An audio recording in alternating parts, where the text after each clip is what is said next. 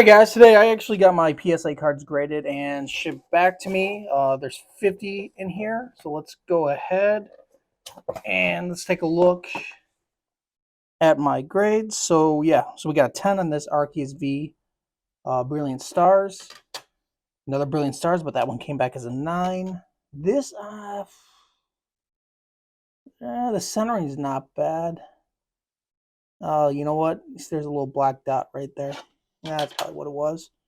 All right, cool. So we got the Trick or Trade Hollow as back as a 10. These are pretty hard to grade. And Astral Radiance. No idea why I graded this one. I think I only put this one in because I was like sure this will get a 10, but that is not the case. FYI, if you guys ever watch my PSA reveal videos, I don't. I try to hurry through it because I have 50 of these things to show. So this is Astral Radiance Palkia, and that came back as a 9. Tranitar from Battle Styles, hoping to get this back at a 10. And can't really tell you why I got a 9 on this one. Maybe it's the corners I didn't really see. But yeah, that came back as a 9. And then we got Dunskull from Trick or Trade. These are all my Trick or Trade from 22. So that came back as a 10. All right, let's see what's up next. Oh, we got Falapple VMAX. All right, Battle Styles as a 10. Oh, cool. I forgot about this. Yeah, so I'm actually starting to grade the MetaZoo cards. So I think, oh, cool. They have all 3 in a row. So yeah, actually, I had graded 3 of the UFO cards just to see the what the grading standards were for these cards. I did a good job out of 3. I got 2 10s and 1 9. And the only reason why I'm starting to collect these MetaZoo cards is I think soon enough, maybe in a decade or sooner, these cards might become cult classics, especially for the first edition. So these are all the first edition. The only 2 that I'm actually interested in is the UFO and Nightfall. But yeah, these came back. They're pretty good, solid cards. I will hold on to these for, some time before I get rid of them. And of course, Zubat from Trick or Trade 2021. So yeah, the years are funny because it's actually meant it gives it the year that for the set it came out with, not the actual Trick or Trade set. So, but that came back as a 10.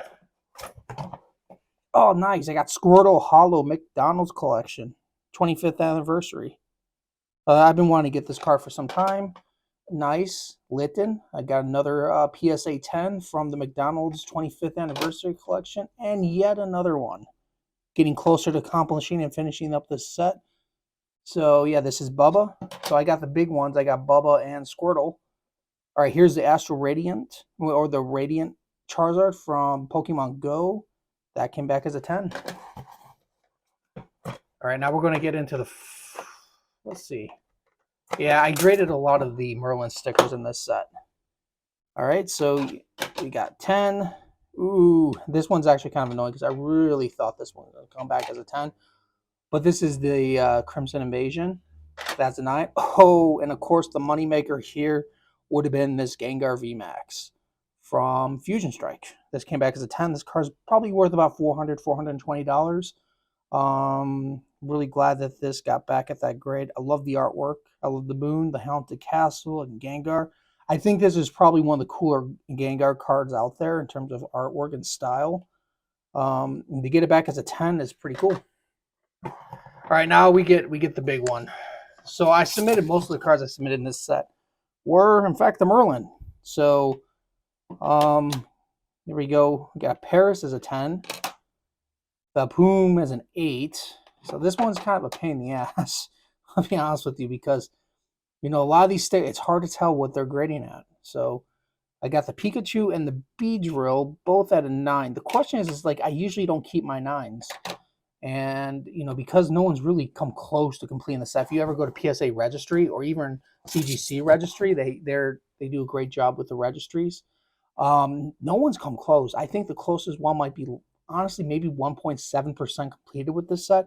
I have more. I pretty much have, once I register these, I would be further along than anyone else. But yeah, so here's the Blastoise. I was really hoping to get that 10. That's pretty expensive at a 10. And Charmander at a 9. Oh, we got Ditto at a 9. And we have another 9, an 8. Yeah, see, I can't really tell, like, the difference between them.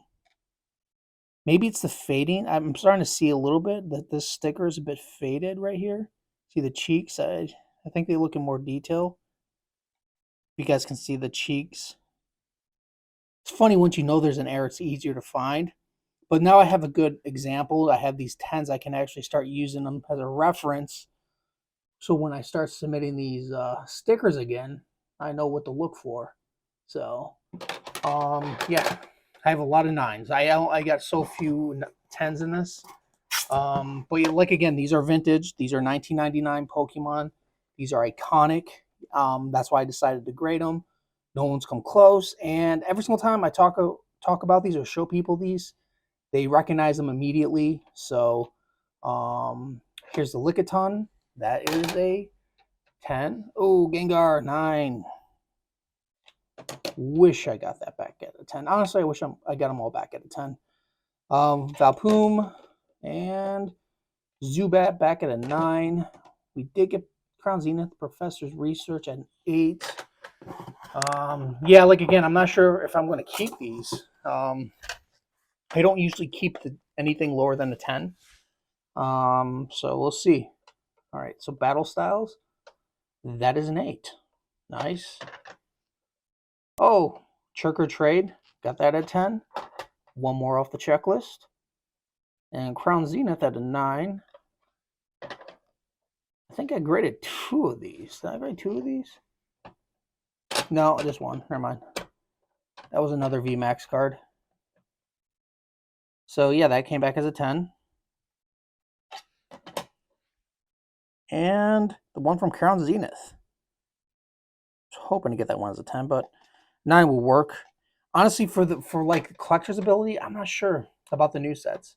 Now, for cards like this, I mean, there's so many of them, but they're really holding in terms of their price. And I just think at the end of the day, the cards are so cool looking. I think they maintain a high value for a long time.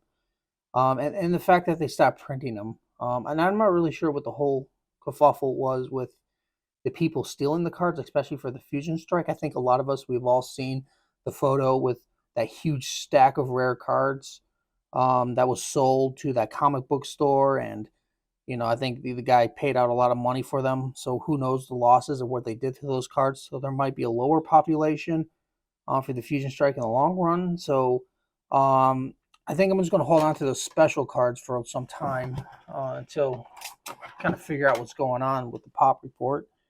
Professor Oak, 10. Okay. Oh, cool. I got Missy. At a 10. So yeah, they have different styles. They have the Prism, and they have, 3 different types of stickers you can grade. There's quite a bit of them, but all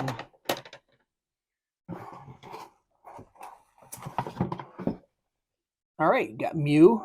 That was at an 8. Honestly, I really don't see how I got an 8 on this one. All right, we got Snorlax at an 8. Seether at a 9. And Executor at a 9. So yeah, that's my ratio right there for the Pokemon Merlin stickers. And remember, I don't submit every sticker I find. I submit the best stickers, like the ones I think they're going to become a 10. And the fact that this ratio is off a lot, I'm not even sure what to really look for. And I might make a video later explaining this, because there's a big difference, as you can see, from the 10s, the 9s, and the 8s. Luckily, I got nothing lower than an 8, but there's a difference in the grading scale for sure. And it seems a little bit more difficult than I initially anticipated. I will look over these cards in more detail and under a microscope. Not really, I mean a magnifying glass, not a microscope. I'm not trying to 400x my view, but underneath a magnifying glass and try to spot what they're trying to say here with the errors. by the naked eye, they honestly look identical. I was able to see one of these cards at a 9. The cheeks were a little bit wary, but when I look at these other 9s, I'm not really seeing much, except for the scratch here on their own case. But yeah, this is really hard to size up. Really hard. Maybe I have to submit less cards. Maybe that's the trick. If I should, like, if I've been submitting a lot of these ones, if that's the case, they probably think they're oversaturating. If I submit 5 at a time, that might be the best way to go about this. Because I really don't see the difference. I might actually break some of these out of the case and resubmit 1 or 2 of them and just see what's going on. But yeah, I don't see it. I mean, these were perfect. But yeah, that's why I have a magnifying glass. But I pay attention more to the corners when it comes to that kind of stuff, not really the surface, because I figure you can see everything with the naked eye. So yeah, so here's the Merlin sticker, Merlin 99 ratio, which is not good. But then I have my usual ratio. I didn't have any 8s for the regular cards. I had, here's the 10s and here's the 9s. So pretty good pull rate. I mean, a pretty good turnover. A lot of these cards are going to my collection. Like this one, I'm going to sell, this one, but I will keep the Trick or Treat and the McDonald's collection, which I'm trying to find, and I'm going to hold on to the